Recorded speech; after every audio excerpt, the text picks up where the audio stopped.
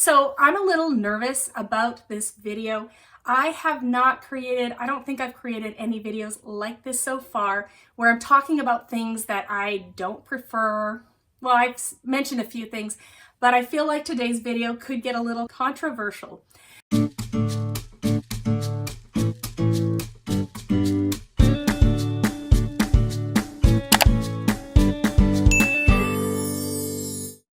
Hi friends, welcome back to Calm in the Chaos Homeschool. My name is Davine and I have 4 kids ages 9 to 13. And today I'm going to be talking about some curriculum that we've used in the past that I probably won't ever purchase again. Today's video is a collaboration hosted by myself and Shauna from Homegrown Homeschool, and we have created a playlist for you with a bunch of other moms about curriculum that we've used in the past that we probably won't purchase again. So I will link the playlist below, and if you're interested in seeing what all the other moms talk about, do check that playlist out after you're done this video. I think these videos will be super helpful for people to kind of know what curriculums may or may not work for them based on the reasons why people give for not wanting to reuse a curriculum. So today I'm going to be talking about 5 curriculum that I've used in the past that I probably won't use again. So please hear me when I say that these are curriculums that didn't work for me or my kids or my family. If these curriculums work for you or these curriculums work for other people, that is great. I am not saying that these are bad curriculums. They are just bad curriculums for our family, and even for our family at the point where we were trying them. I'm not saying that I would never, ever, ever consider using these curriculums again. I'm just saying that we had to stop using these curriculums, and I'm going to be giving the reasons why we chose not to use these curriculums. There are some that I probably will not ever try again, just because it really just doesn't work with our style of homeschooling. And I'm going to try to explain all the reasons why it didn't work for us as a family. I hope this will give you some things to think about if you're considering this curriculum and help you decide if it should be something that you want to use or not. So please don't be mad at me if one of these curriculums are ones that you love and works really well in your homeschool. I'm just saying that it didn't work for us. Okay, so I'm going to start with what I would consider probably the least controversial. I don't think anyone's going to get mad at me because we didn't really enjoy this one in particular. So the first one I'm talking about here is this workbook here. It's known as Plaid Phonics, I believe. This was the level D. Now, when I was a teacher teaching English as a second language, I actually used this phonics book, not this particular one. I used it for the younger students when they were learning phonics and things like that. And so I did use this curriculum somewhat when I was a teacher. So when I was looking into getting some more phonics for my daughter, I thought that this might be a good one for us. Now, I was trying to decide or figure out why I didn't enjoy this. I will say that I didn't like it more than my daughter didn't like it. She didn't seem to mind doing this, but I just got to the point where I didn't even want to mark it. And I was trying to figure out why I didn't like it. And I think what I don't like about it is that it has a lot of different activities. And for me, it doesn't seem to have a rhyme or a reason on why they have one activity one day and another activity the next day. There's no like pattern to the activities. And so I didn't really understand what was happening from day to day. Now, if you've been around for a while and you've watched some of our curriculum videos, you will see that I love variety and I do a lot of different things and I like to mix and mash things together. So why would that be a problem for me with a curriculum? What I came up with was maybe I like my curriculum itself to be consistent and not too varied within a certain workbook or curriculum. I like to have a pattern there. But I like my mishing and mashing to be the variety that we have in our homeschool and not necessarily just having different things in the same curriculum every day. So I think that's what I decided why I didn't like this. I just didn't know on any given day what we would be doing, if we'd be reading or if we'd be doing some phonics. I just didn't understand the layout of this and I didn't want to check it anymore. So we stopped that. I think she did about 50 pages. We still have it because it's something that she can do as extra work if she wants to earn some points or something. She can do some extra work and it's an option for her, but I definitely didn't care if she did it anymore. We were already doing Explode the Code, and I definitely prefer Explode the Code for phonics over this book. So that's my first one. All right, so the next curriculum, it is something that we used our first year of homeschooling. It was recommended to us by a friend, and I totally understand why it was recommended. And I got it for both of my daughters that year, and it was BJU's English 4.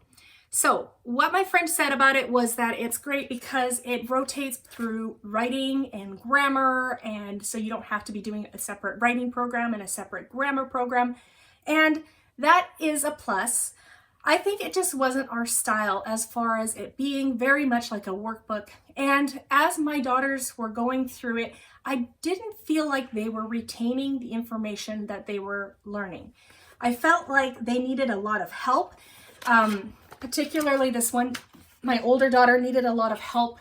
She couldn't read it and understand the concepts, and she just wasn't retaining, especially the grammar in this. And yeah, I just think that it was just a little bit too workbooky for us. And so that is something I think there were a few things that first year that I did try out that kind of I had a gut feeling wouldn't be the best for our family, but I was new to homeschooling and I didn't really know yet to trust my gut in these areas. And so we tried this out. So my other daughter, she got through this whole curriculum that year, most of it. I think she finished it off in the second year. So it wasn't that we didn't like it enough to finish it off. We still finished it. This daughter, however, we got through halfway and we were done. We moved on to other things like easy grammar and things like that. So I think just too workbooky for us, and she just wasn't retaining the information, and it wasn't giving enough practice in specific skills before moving on to the next one, or they just weren't building on each other in the right way for my daughters. All right, so the next one that we probably will not buy again, and I've talked about this one. We actually used this curriculum for 2 years. So do not hear me that this is a bad curriculum. It is, I think it's a really good curriculum for the right family. And I'm just going to tell you why we are not going to be using this curriculum anymore and what we're moving into. So the third curriculum that we will probably not use again is Master Books, Language Lessons for a Living Education. So my daughters are pretty much getting beyond this level anyways, and my boys, they just finished 3 this year, and so there are just a few things that I did not love about this curriculum. Now, I didn't like the first day where they were reading the story about, I think it was Micah and Charlotte. I didn't feel like the stories were super interesting. I didn't love those days when we were reading those stories for comprehension. I did like the picture studies that came up every once in a while, and the poetry was okay. So that was always the first day of this curriculum. I did actually like the grammar portions of this curriculum. I felt like they were very appropriate for the age and grade of my boys. So I really did like the grammar portions, which were usually day 2 and 3. So those were my favorite parts of this book. The third day was a day where they read out of a Bible story book, and they would do copy work and copy down a verse. And I didn't mind the copy work part, but I didn't love the story Bible. And part of it was because the words were so tiny. And I felt like it was quite a bit for them to read for their grade level. So this was 3rd grade at this time. Well, 3rd grade level, or the level 3. I felt like there was quite a bit of reading, and it took quite a while for my boys to read it to me. The words were really tiny. I feel like for kids' books, the words should be a little bit bigger. The copy work was fine. The pictures were fine. All that was fine. Then the last day was always spelling. And I did not do the extra spelling things with my boys. One boy doesn't really need a lot of spelling, so those were fine. The activities were fine for him. And really this year, all we did was we did the spelling page, but I didn't use it as a spelling curriculum. I got a separate spelling curriculum for my son who needs more help with spelling.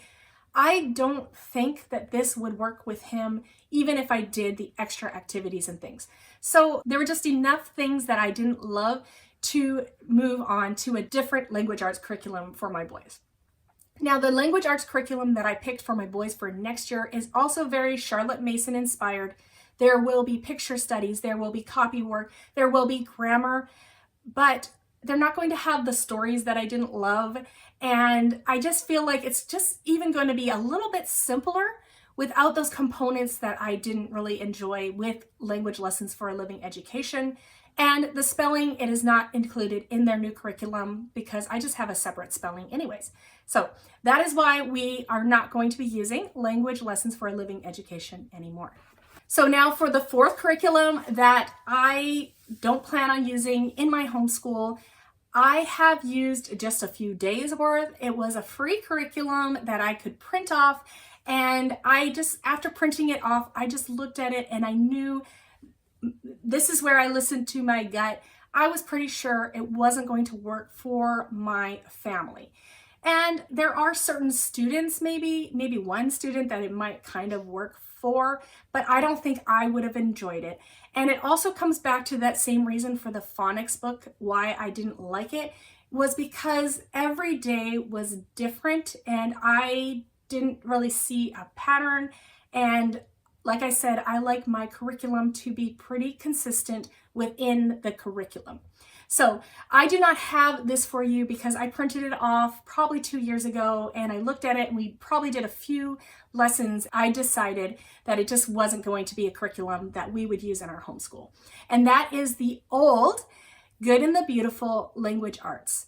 I probably printed off the level 3 for my daughter to try out, probably just a fourth of it. I printed it off and we did a few lessons and I could just tell that this was not going to be one that we wanted to use. And so I think the main thing was, like I said, the lessons are not built the same. There's no real pattern to the lessons.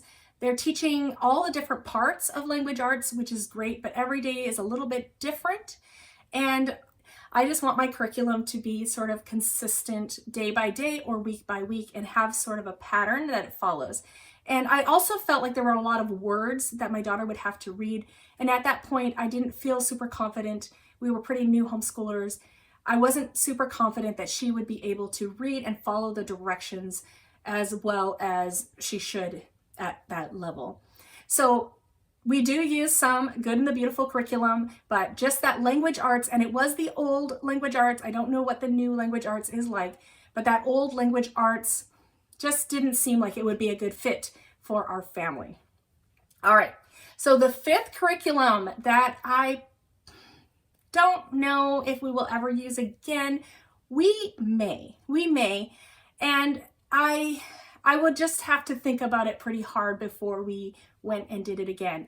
And I know this is a curriculum that so many people really love and enjoy.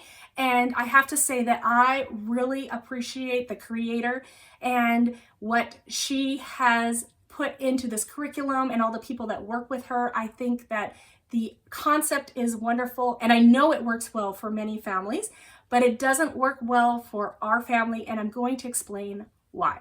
So our first year of homeschooling, when I was researching, I got really excited about the company. You probably will recognize these. Gather Round. Like I said, I think that it is an awesome idea and I think it works really well for some families.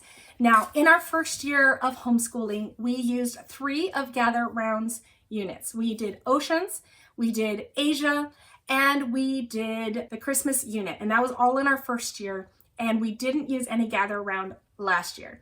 So to explain the reasons why this curriculum didn't quite work for us, some of it is that I was not using the curriculum in the way that it is intended. It is intended to be a full unit study that you only add math on and maybe a few things that you need to supplement, some electives and things like that. But it's not meant to be a unit study of just that topic or that subject. So, for example, when we did Oceans, to me, in my mind, Oceans was our science. That was our science for the year. Well, not the whole year, but that was our science at the time. So I was using Gather Round Oceans, as well as our history, as well as all our language arts things, as well as any electives that we were doing.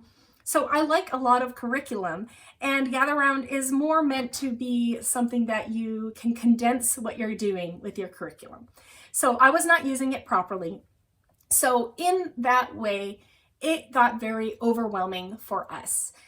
We had a really hard time. Every day we had to do Gather Round, and I probably did it every other day, so it was maybe twice a week. So it just seemed like a lot when we were doing the Gather Round days. The reading felt a lot for my kids. This was our first year of homeschooling. My kids were straight out of public school. I did cast it on the TV so that they could read along, which I think helped, but it just seemed like there was quite a bit of reading, and my kids' attention spans are not that long. And then it was a little textbooky for us. Now, this was their first year of creating Gather Round, and I think that their style has changed over the years. So I'm only talking about the first year of Gather Round and our experience with it. So I felt like it was a little bit textbooky. My kids did enjoy like the YouTube links that were suggested, but we had a really hard time getting through all 20 of the lessons.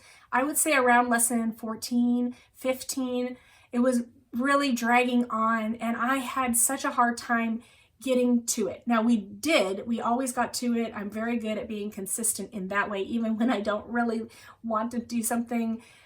If it's on the schedule, I'm good at attacking it and getting to it. So we did finish it in the amount of time that I had scheduled, but I just really had a hard time wanting to complete the units. So we did Oceans. My kids did enjoy it. We did cut out the writing parts, a lot of the writing parts. It just was kind of disjointed for us. So we did cut that out, but we got through the Oceans. And then I think I had already purchased Asia, and I probably would have done it anyways. We didn't dislike it so much that I wasn't ready to try another one. So we did Asia, and we did enjoy Asia and studying all the countries and things like that, but it was the same thing. It was just too long for us, 20 lessons. It took us too long to get through. Each lesson was just too much. And every day that it was time for doing Gather Around, because I was adding it on top of all our other curriculum, it just wasn't a great fit for our family. So I just wanted to let you know, if you're considering Gather Round, that may be some reasons why you might not want to choose Gather Round. But if you're looking for a curriculum that you can just use with math and a few additional things, then it could be a really good fit for you. But that is why it wasn't a good fit for my family. So those are the 5 curriculum that I probably won't purchase again. I hope that was interesting and informative for you. I hope that's helpful in your making your decisions on certain curriculums. And if you're considering one of these, why you may or may not want to use these curriculum. I hope you enjoy the playlist listed below of all the moms and all the curriculum that they probably won't use again. If you like videos like this, please do like and subscribe if you haven't already. Thanks for coming today, and I hope to see you in my next video. Goodbye, everyone.